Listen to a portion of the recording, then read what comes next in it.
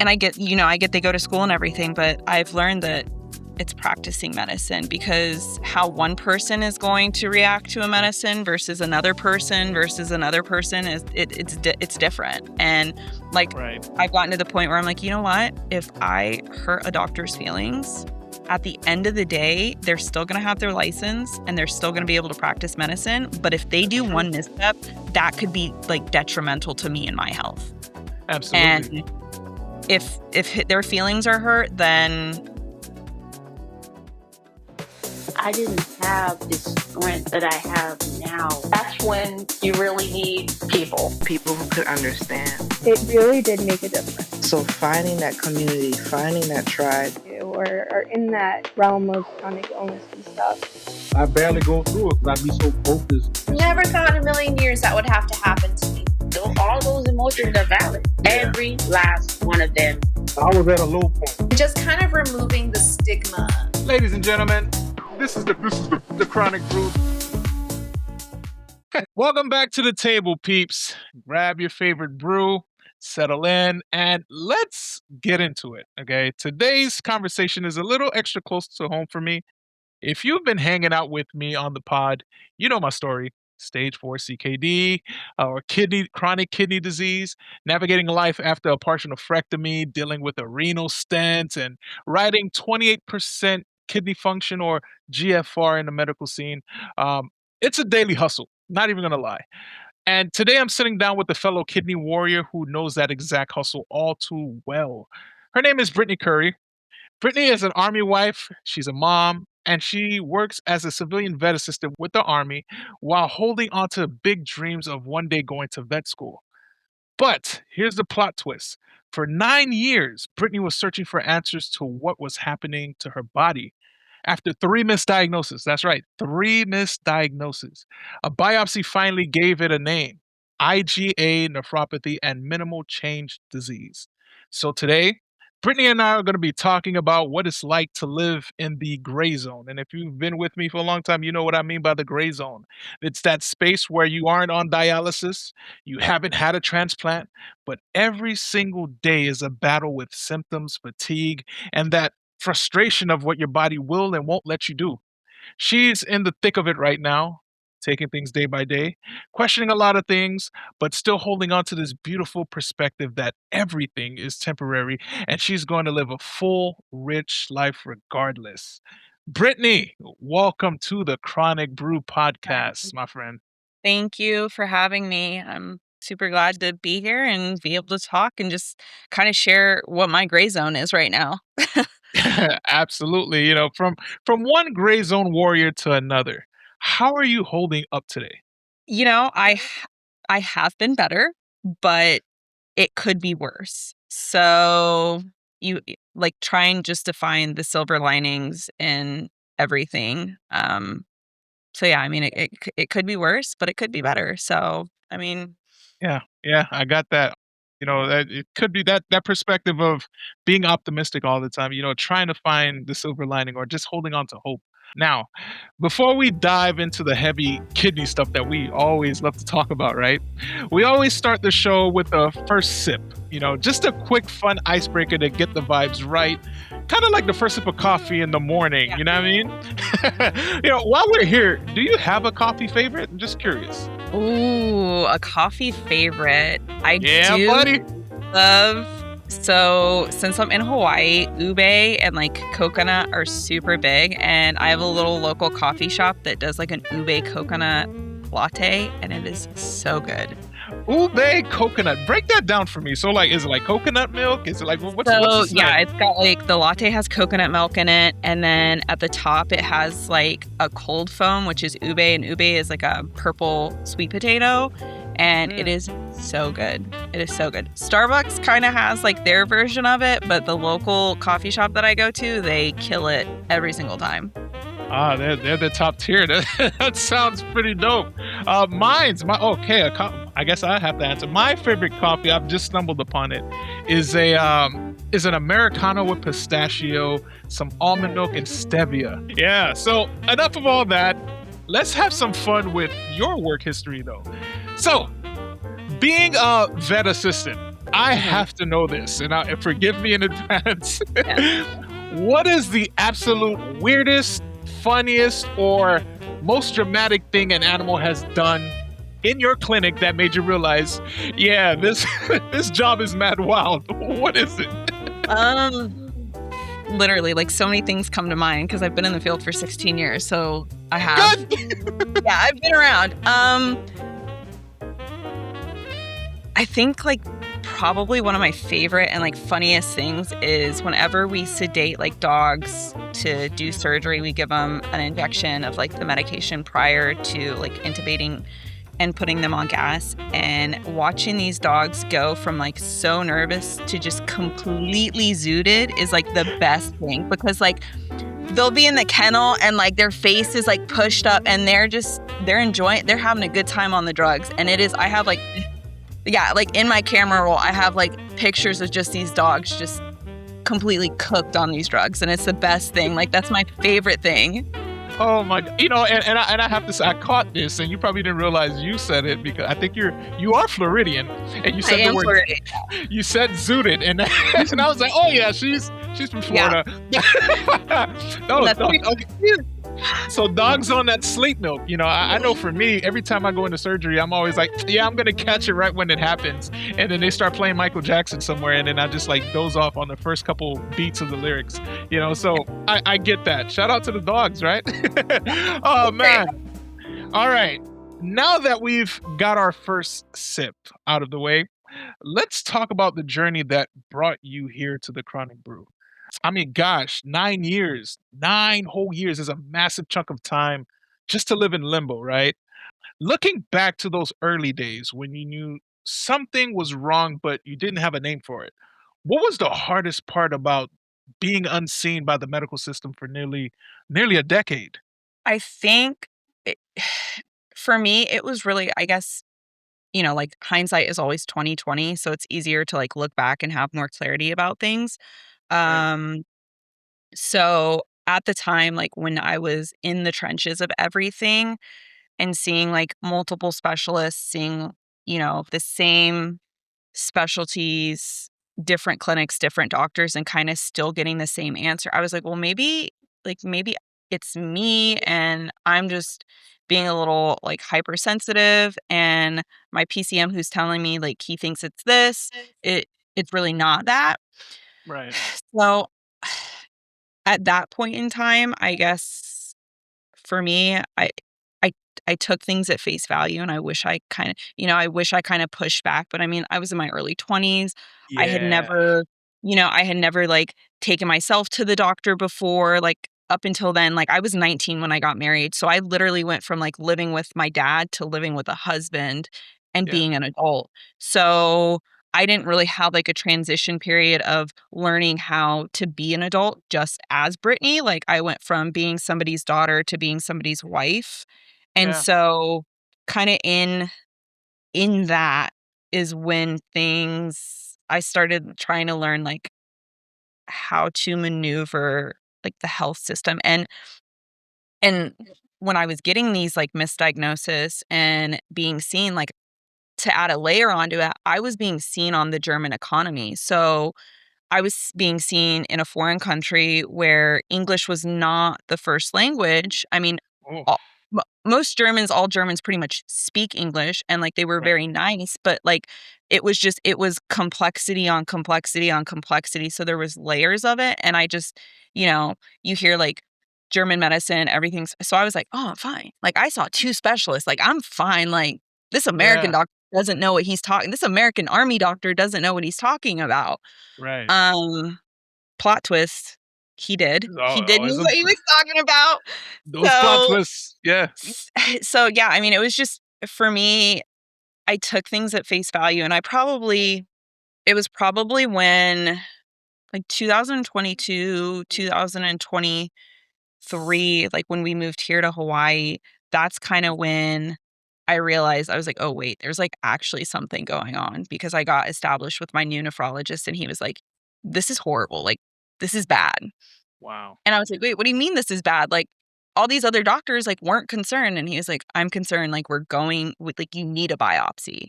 And I was like, I was like, what? What? Oh, I'm sorry. When I hear biopsy, my blood starts curling, man. Like, So yeah, I mean, I don't know. Just I wish I would have maybe, when I feel like with age, like advocating becomes easier because you grow and you learn that like I don't care if I hurt feelings. I don't, when you're 19, 20, you're like, I don't want to hurt his feelings. Oh, he's a doctor. So now I go in there and I'm like, X, Y, and Z, this is what. So it's a little bit easier for me now versus back then. And I think that plays like a big part in it. yeah, and if I can chime on that just a little bit when it comes to advocacy, still in me, there's still that little part where I'm such a, and maybe this is honking my own horn.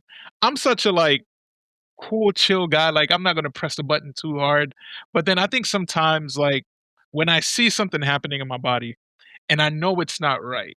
Like something's definitely going on, and it's being written off as like, it's probably not that, and I see the evidence. There's a part of me that then becomes a little, the energy darkens a little bit, Yeah.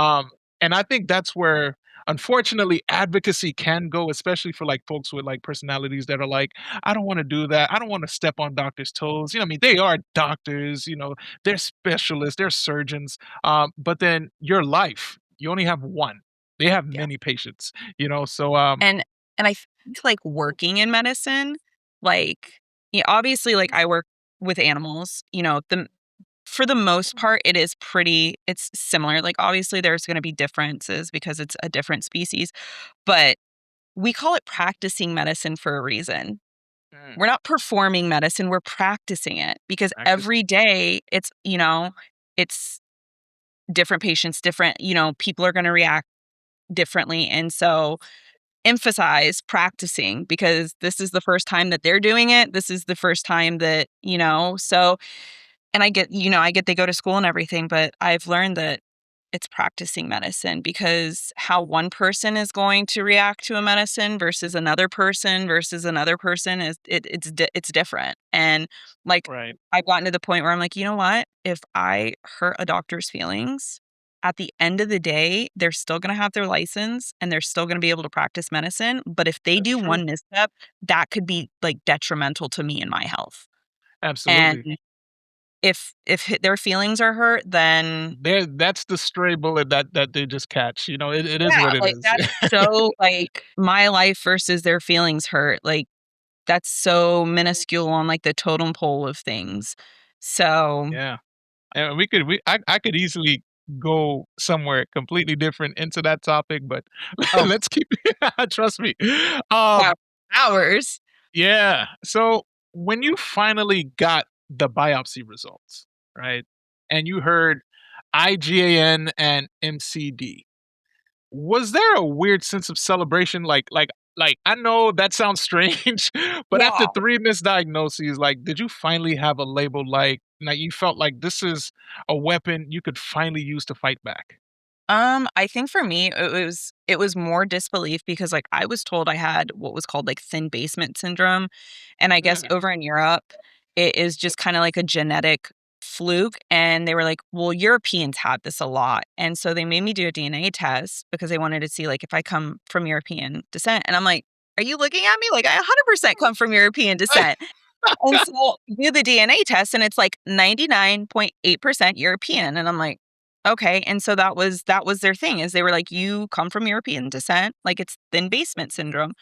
mm, So for 9 years, like I kind of programmed myself where it was like, oh, thin basement syndrome, thin basement syndrome. It's not a nefarious thing. Like it's just a genetic fluke. And right. then when the biopsy came back and it had, IgA nephropathy and then with like characteristics of minimal change disease, I was like, what the like Mm, like yeah, this yeah, it was like flipping a table because everything that I thought I had known and you see multiple doctors can't be wrong, right? right. So it was really hard, and it also happened like that diagnosis was given to me like 2 months before I turned 30. So I had already had Yeah. like, stress with like turning 30 because there's all these undertones of like 30's old, blah blah. And so you're stressing about that, and then all of a sudden you have this like crazy diagnosis and you talk to your doctor and he was like, I was fully expecting the IgA nephropathy, but the minimal changes disease came out of nowhere. And I'm like, what the heck? Oh, So man. I was glad I had an answer, but I also was kind of still like, I mean, I was devastated. I think it would be fair to say I was devastated because at that point in time, I didn't really know, you Google, Google IgA nephropathy and it says, oh, like 60% of people that are diagnosed with IgA nephropathy within 10 years of a diagnosis are in end stage renal disease and on dialysis or need a Yeah. transplant. So that was like Yeah. some of the first things that like I was seeing was it was bad. Like it was bad. It was transplants and death and dialysis. And Yeah. so that was a lot. Oh, what yeah, I was interviewing a doctor, Dr. Jonathan Taves, the other day, and what he said was profound. Patients, we just need answers to kind of give us something that we can hold on to know how to attack it. What's funny with that though, while 100% true, when we do find out, we go straight into this dark hole of the possibilities of the what ifs. And I think that's when it's super important to always have a solid community of support, just to kind of keep us focused on that like rich, full life that you talk about so much, you know? Yeah. So yeah, finding out is good, but then boy, when we find out, we wrestle so much in our minds with it, you know? It was rough. Yeah, yeah, yeah, yeah. So you're working as a vet assistant with dreams of vet school. That's super dope. You know, no, and I think that's such a physically and emotionally demanding field. But it's so emotionally demanding because you have little puppies that come in and they have, certain things going on with them. I don't know. I'm just imagining that's how that works. How do you handle those days where your brain says, go, go, go, but then your kidneys are demanding you to, hey, yo, chill out for a little bit? How do you handle that?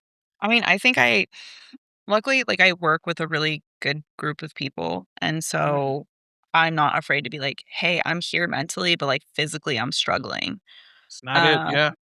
and just having that support and just really knowing where, like, I draw, like, my lines in the sand because self-preservation is 100% okay to do. It's okay.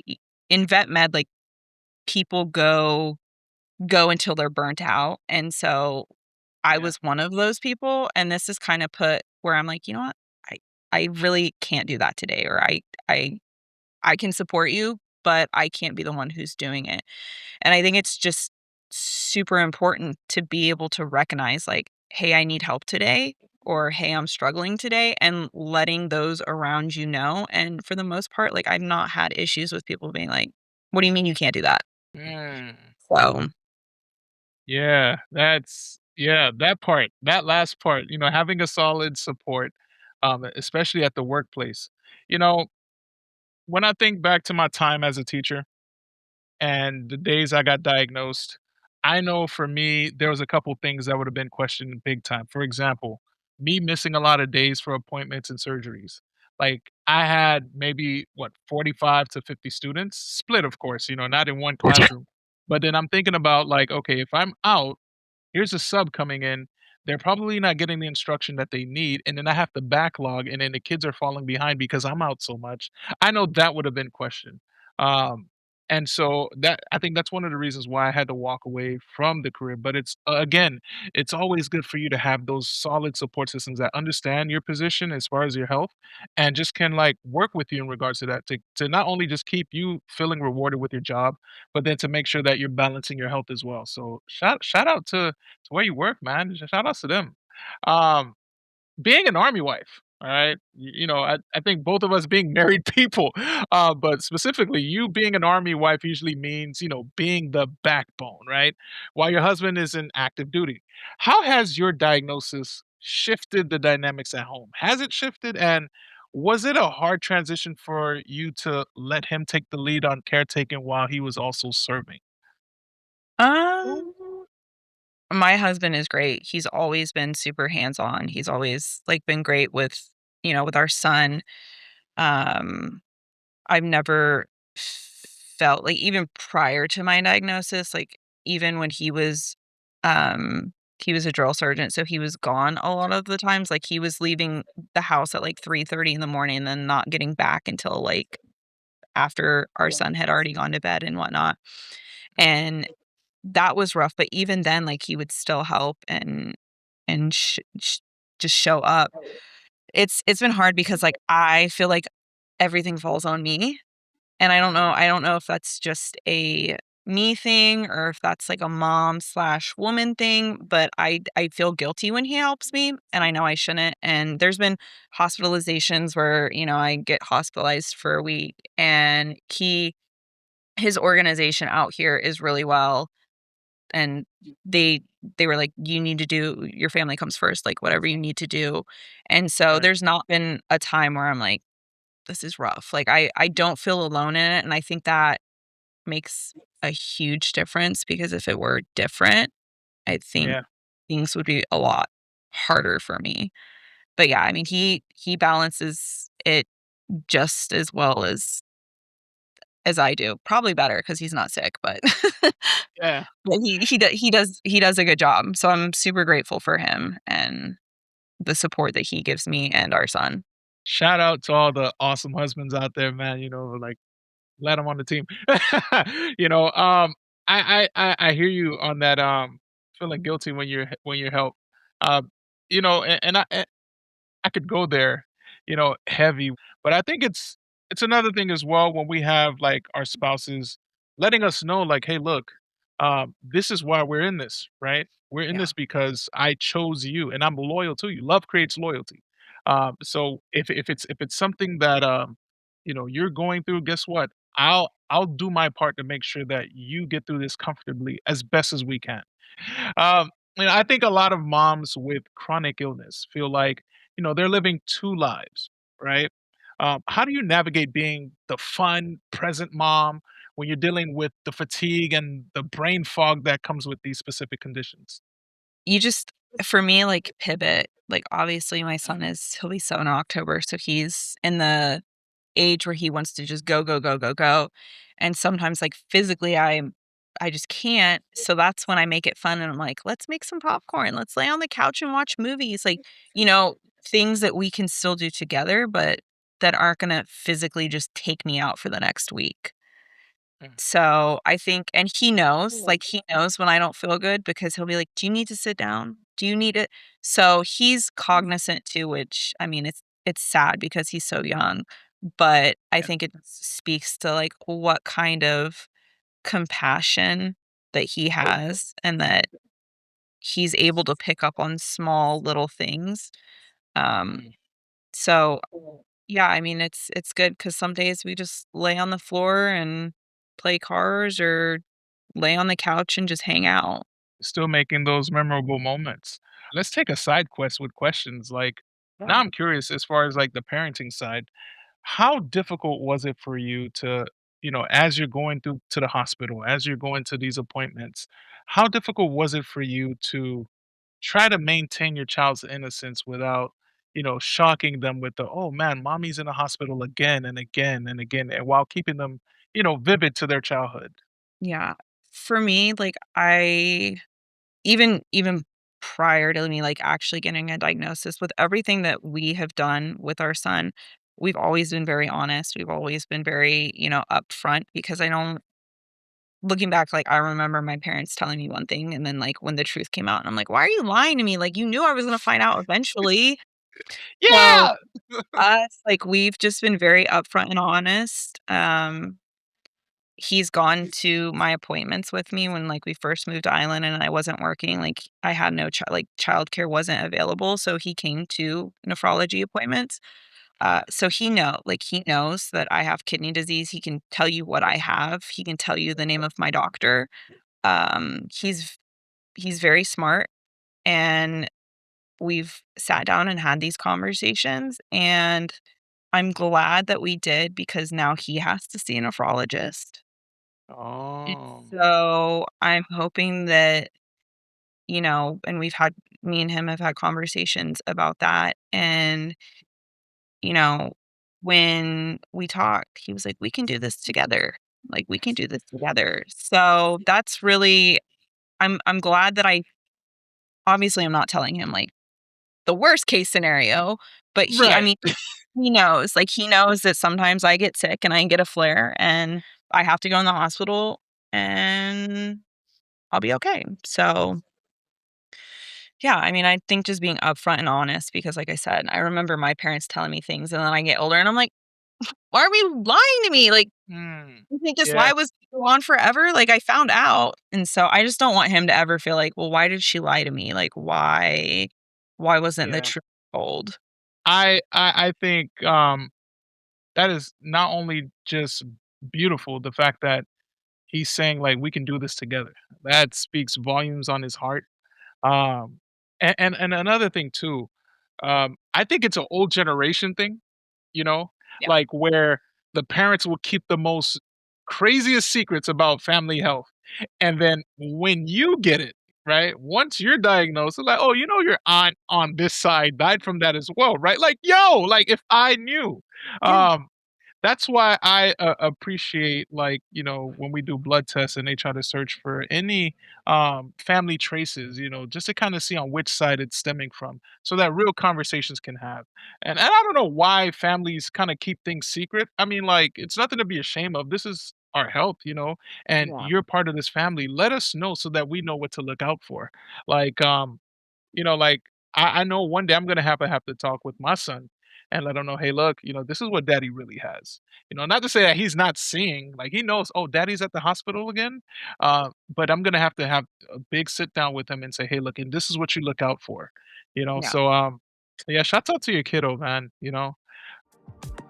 Hey listeners, this is Michelle and you're listening to the Chronic Brew podcast.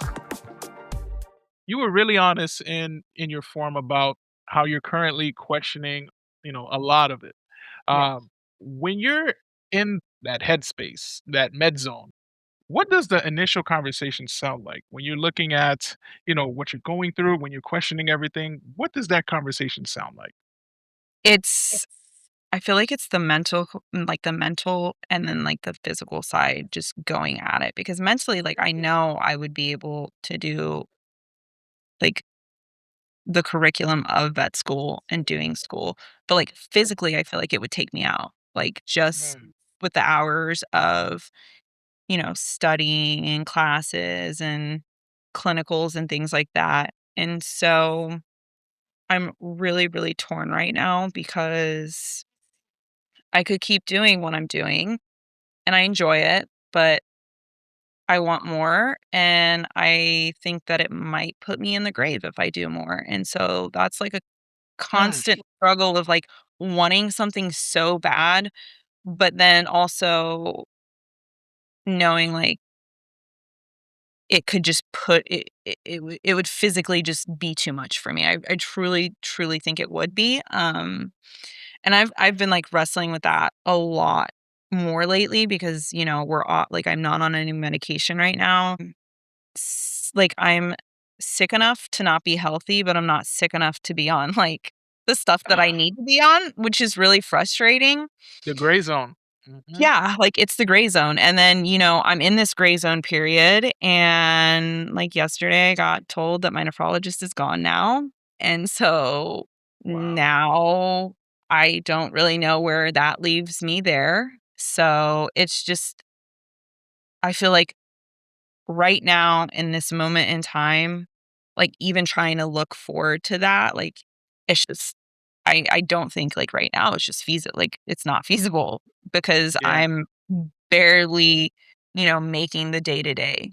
Gosh, let's sit here for a little bit in this space because I know for sure not every kidney disease warrior story is the same. Take me through take me through your kidney disease struggles. Like I know, I don't know much about IgNA. I don't. Yeah. When you brought it up, it was the first time I heard about it. I was just like, "Yo, what's this?" And I feel like it's different from the just traditional. Oh, you're stage 4 dialysis transplant. There's some things that happen. Like, take me through those things. So, what IgA nephropathy is, it is a autoimmune disease. Mm, And so it's when the body makes too much immunoglobulin A, and then for some reason it sets up in the kidneys and then the body attacks it. And when it attacks Yeah. it just ruins the filtration system of the kidneys. So then like protein and blood start like getting through the filtration system. It's, I mean, like, I'm always tired. If I get sick, so IgA is mostly made like when you get like an upper respiratory infection or like a GI, like a virus or whatnot. And so Right. most people have flares. And for me, if I get like upper respiratory, I'm okay. Some people are not. When I get like GI, I have to go to the hospital because I know, Dehydration. yeah, Yeah. like if I get behind the ball on the dehydration, like I'm done. And it's it's crazy because one of like the hallmark symptoms for IgA nephropathy is when you get sick or get like a viral thing, your urine will turn like Coca-Cola colored. Oh. Ha. And like, Yeah. and that is indicative of like an active flare. Yeah. So, like I start feeling sick and I'm like looking like a crazy person, start like shading my pee. And I'm like, do I got to go in? Do I got to go in? And I know there's a certain shade where if it gets to that, like I got to load up and go.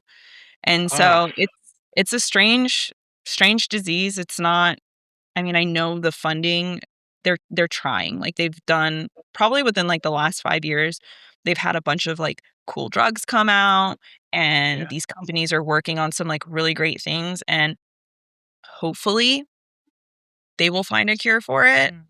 Hopefully. I mean, Hopefully. they've made some like pretty big leaps and bounds in just like the 5 years. Um from what like I've seen. So it's just hard Yeah. because then you get on these medics, like most kidney patients have, other like medical things, high blood Oh yeah. pressure, things like that. Diabetes. Yeah, I don't have high blood pressure. I don't have like I just have this and it's so hard when you're trying to do therapies and the first line is a blood pressure medicine. Yeah. You True. got a low normal blood pressure, you put me on blood pressure medicine, I'm over here like dying trying to function. And so it got to the point where I like told my nephrologist, I cannot keep functioning like this. I'm like melting out of bed. I am so exhausted. And so, I was on another medication and it made me so anemic. Like it was dropping my red Your blood iron. cells and my blood count down to where like if it kept going the way it was going, like it was going to be blood transfusion type stuff. And Yeah. so that's scary because some of these drugs, like they help so good, but then like the side effects. Yeah. So for me, like I've done fairly well on some of the therapies and then like I hit a plateau and then the side effects taken and that's why I'm not on anything. And during this transition period, we were going to wait and kind of redo labs and see. And then, like I said, I got a call yesterday and they were like, he's gone and the only doctor left is the one you refuse to see. And I'm like, I love that. I don't Ah. and it's so hard when you've had, multiple experiences with a doctor and you've just felt dismissed every time. And like the last time I was hospitalized, they were like, "Oh, we consulted the on-call nephrologist." Every time I see him, he loves to tell me what IgA nephropathy is. Like he loves to tell me about it. And I'm like, "Sir, this is now the fourth time you've told me. Like I have a pretty decent grasp of it." But he told the ER doctor, like, she's gonna pee blood. That's just normal with IgA nephropathy. And I told the doctor, I was like, I need a second opinion because I don't love his answer. Like, I need a second opinion. Like, I've had issues with this doctor. And of course, we get a second opinion and they're like, no, we're hospitalizing you. Like, you need to be Wow. on fluids. You need. And so now to be told, like, the doctor that has given me pretty crappy news that I'm sure Yeah. I'm, like, a little bit, like, trauma bonded to, and, he was a great doctor. He took the time to sit down and explain things and, mechanisms of medication and what your body does and just really sit down and take the time. Yeah. And, it was a conversation when I had appointments. It wasn't a, "I'm a doctor, you're gonna do X, Y, and Z." So it was always a conversation going from that to now having somebody that I've had multiple, snafus with, and Snafu. it's either him or nothing, and I was like, I mean, luckily it's a military hospital, so that hopefully somebody is incoming. Like we have like a military person coming in.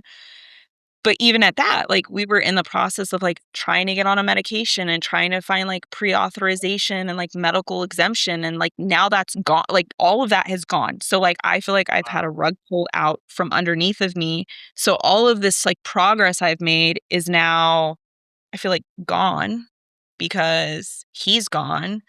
Yeah. And I'm like, I don't know what I do because, you know, when you see a new doctor, you have to like feel You got to them go out. through the whole gambit again.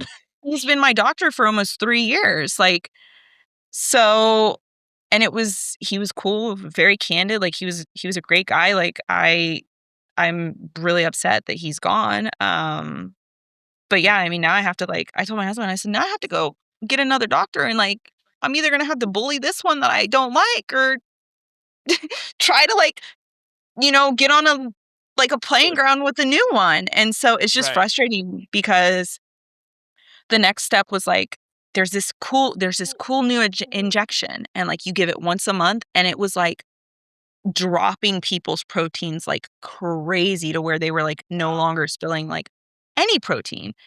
Yeah. And it's a great medicine. It's also like $40,000 a month and Oh, extremely it's always expensive. $40,000. And so we were like trying to, you know, maybe get a medical auth and see since I failed out. And like now I'm gonna have to just go and be like, please Please.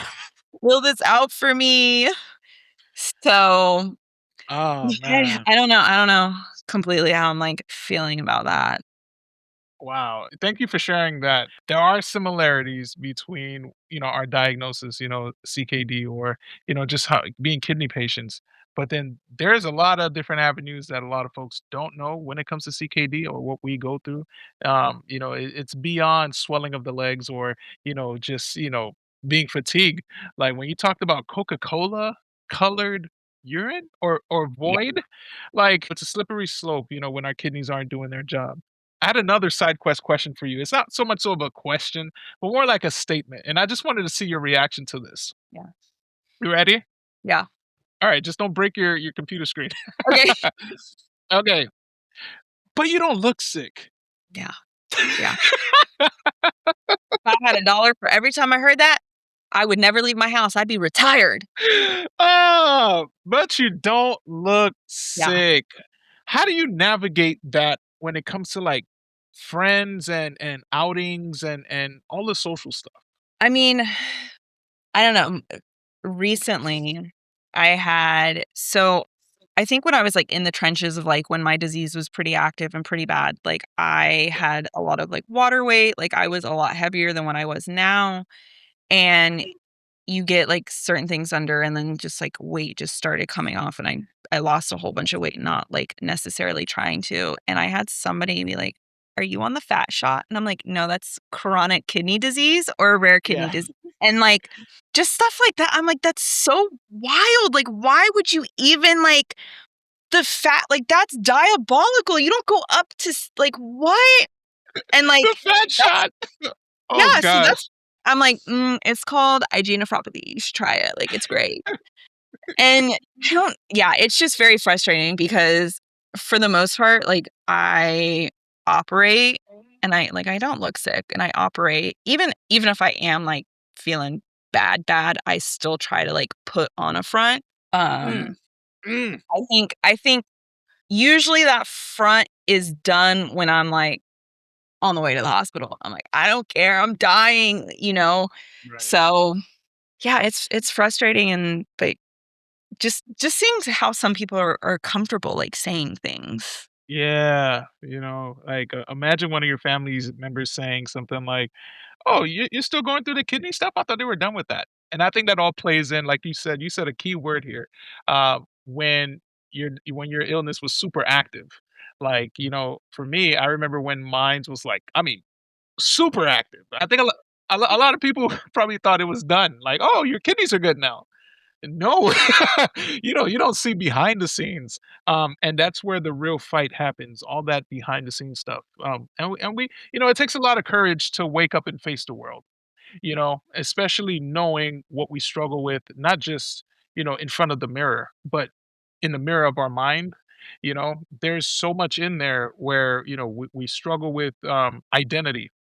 I think a lot of people with chronic illness, just want to retire that phrase, and just have more sympathy with when we say like, "Yo, just believe us," rather. Yeah. Um, let's talk about the day by day anchor that you go by. Every day could look different from the other. What does a good day for you look like? Is it about what you achieved, or is it more about how you felt? I feel like I've gotten to a point in my life where just making it through the day without crashing out is an achievement. It's You good. know, just being able and you like reserving my energy for things that I need. If I see something and I'm like, I'm not even gonna deal with this because it's not worth the energy that I have. So just kind of using like power banking my energy and just getting through the day. It's it's a good day. I like that. It's simple, but there's so much in there, right? Like self preservation. I think Yeah. that's where it's at. Even if it's, have you, and I guess this kind of leans into that. When it comes to like things aren't worth it anymore, have you have you found yourself like realizing like, hey, look, certain relationships are probably not even worth it anymore because of the space that you're in. You know, Yeah. I mean, being a military spouse, like relationships are hard as is because, you know, I'm on a military base. Like most people are shuffling around and moving, and then you got kids in ah, the mix, and then like also, there's another level where like if you're hurt, their husband's one rank and my husband's another, like you can't really like they can't intermingle. So it's kind of weird how things are set up really? for Wow. here. Yeah.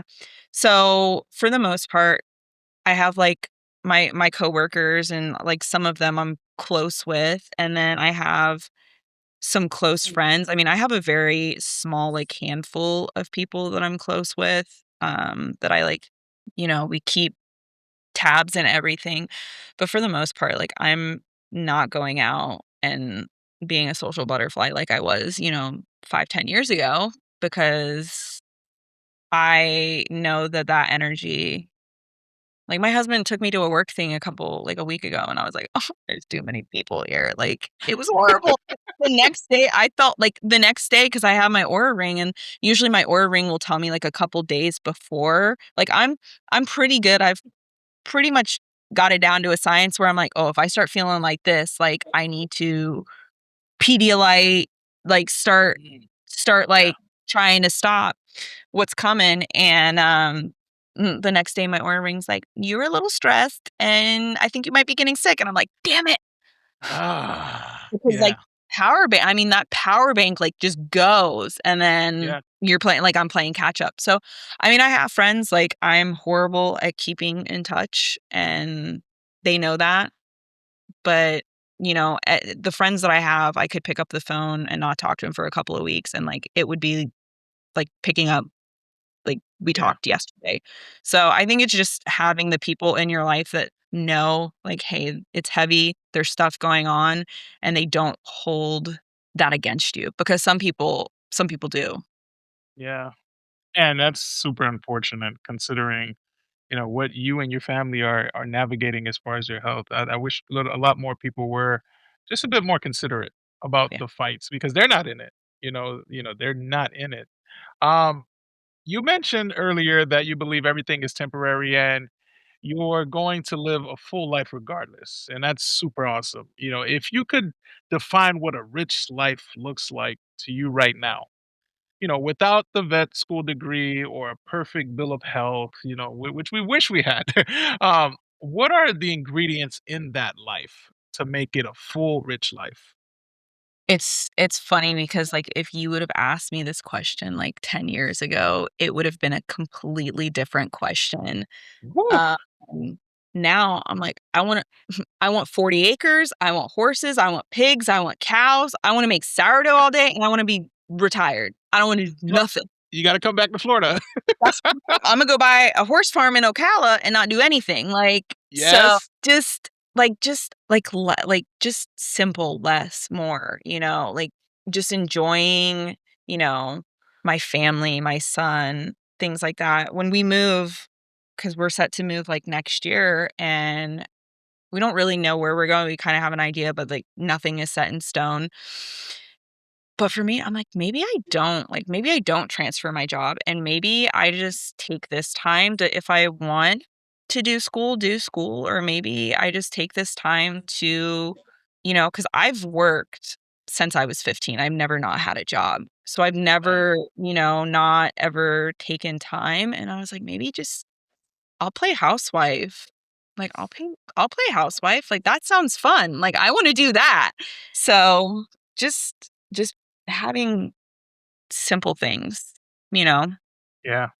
That made me remember something that a previous guest also said. She was like, when we go through certain things in life, like a chronic illness, it's not so much so about adding things on, but it's about taking things away. Things Yeah. get stripped away from us. We talk about a job being taken away, a career opportunity, going back to school, the opportunity to even have kids. Sometimes all those things are taken away from us, and then once these things are gone, we're coming back to center.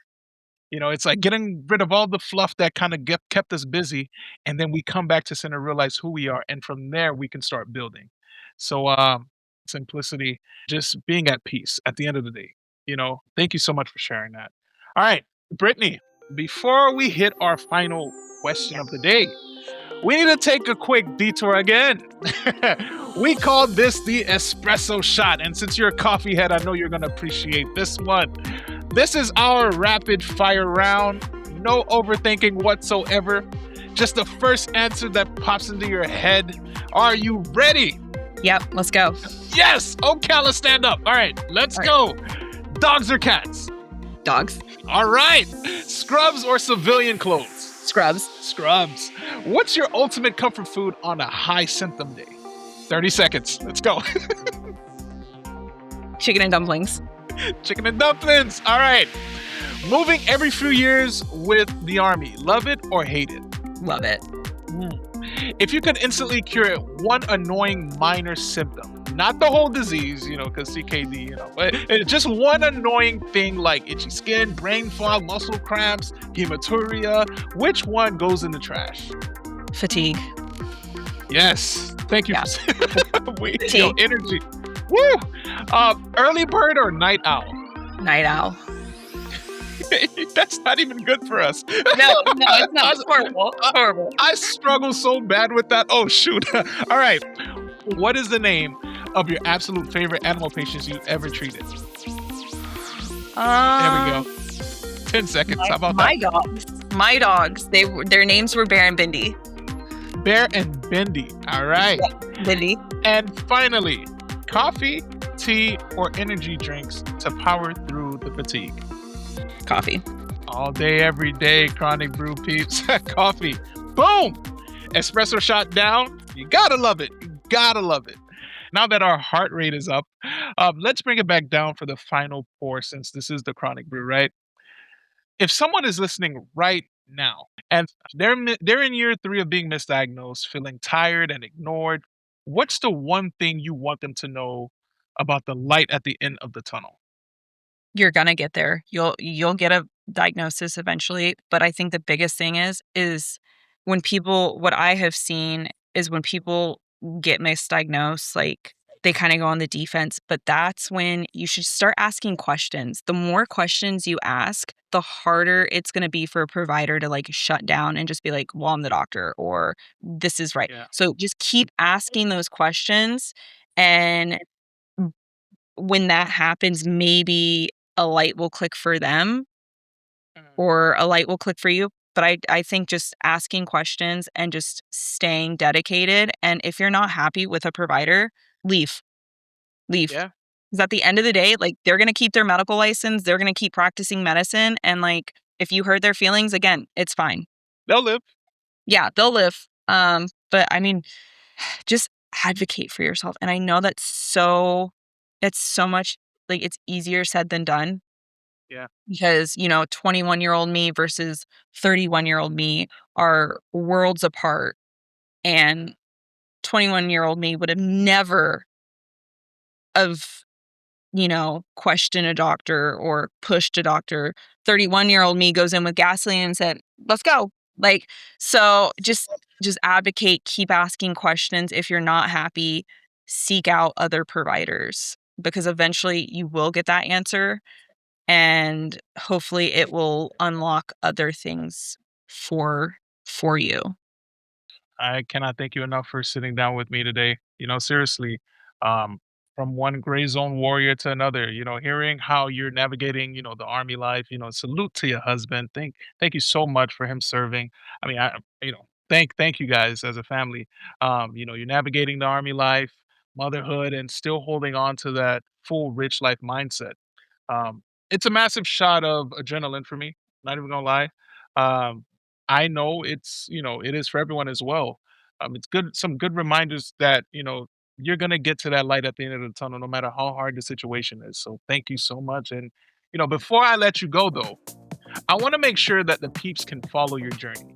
Okay. Where can people find you online, connect with you, and continue to cheer you on?